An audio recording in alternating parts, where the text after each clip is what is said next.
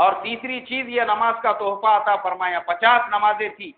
واپس جب آپ صلی اللہ علیہ وسلم لوٹنے لگے، حضرت موسیٰ علیہ نبینا علیہ الصلوۃ والسلام سے ملاقات کی. انہوں نے یہ کہا کہ اے محمد صلی اللہ علیہ وسلم، میری امت پہ 2 وقت کی نمازیں فرض تھی، وہ 2 وقت کی نہیں پڑھ سکے، تمہاری امت 50 وقت کی کیسے پڑھیں گی؟ واپس گئے، 5 کم کر کے آئے، پھر گئے، پھر کم کر کے آئے، پھر گئے، پھر کم کر کے آئے، یہاں تک کہ صرف 5 نمازیں باقی رہ گئی. اور پھر حضرت موسیٰ علیہ السلام نے کہا کہ اس میں بھی کم کر کے آؤ، تو آپ صلی اللہ علیہ وسلم نے کہا کہ نہیں، اب مجھے شرم محسوس ہوتی ہے.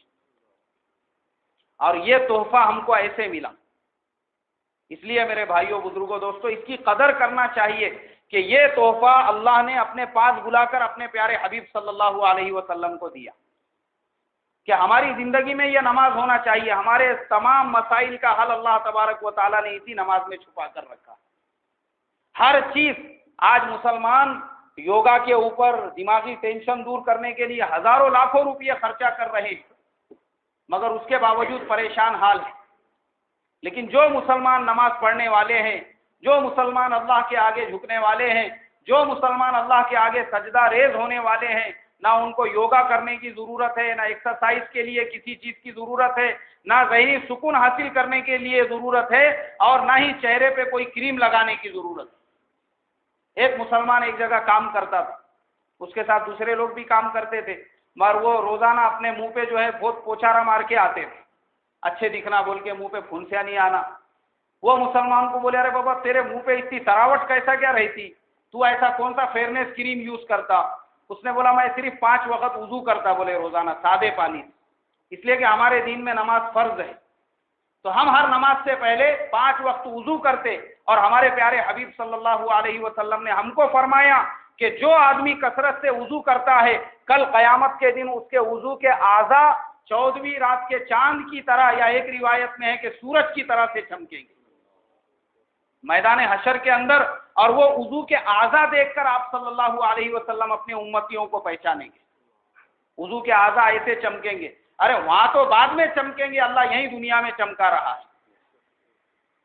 اور ایک صاحب، انہوں نے جو ہے ذہنی طور پہ پریشان، بالکل ایک دم یعنی برا حال ان کا، انہوں نے یوگا کی کلاسیں لگائی، ہزاروں روپئے اس کی فیس بھرے، اور فیس بھرنے کے بعد گئے 2 دن کے لیے، اور 2 دن جانے کے بعد میں تیسرے دن چھوڑ دیے اور نماز کے پابند بن گئے. مسجد میں لوگوں نے دیکھا کہ ارے یہ کبھی نماز کو آنے والا نہیں، ملاقات کیے، بولے ارے بابا کیا ہو گیا، ماشاءاللہ آپ روز پابندی سے آ رہے، بہت خوشی ہو رہی ہے آپ کو دیکھ کر. وہ کہنے لگے کہ بولے بھائی میرے ساتھ کچھ نہیں ہوا، میں ذہنی طور پہ پریشان ہو گیا تھا، ڈپریشن کا شکار ہو گیا تھا. میں نے ایک جگہ یوگا کی کلاسیں لگائی، اب میں وہاں پر گیا پہلے دن، تو وہ مجھے وہی سارے اعمال کرنے لگا رہے تھے جو مسجد کے اندر ہم نماز کے اندر کرتے.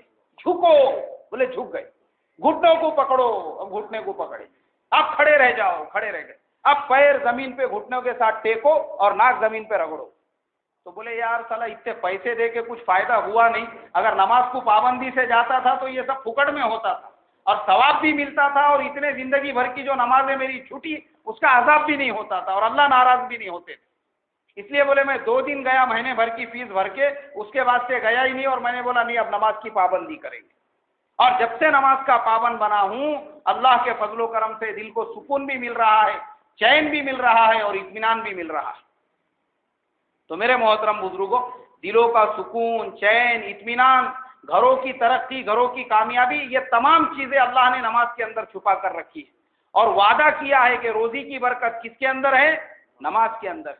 چہرے کا نور کس میں ہے؟ نماز کے اندر ہے. بدن کی تندرستی کہاں پر چھپی ہوئی ہے؟ نماز کے اندر.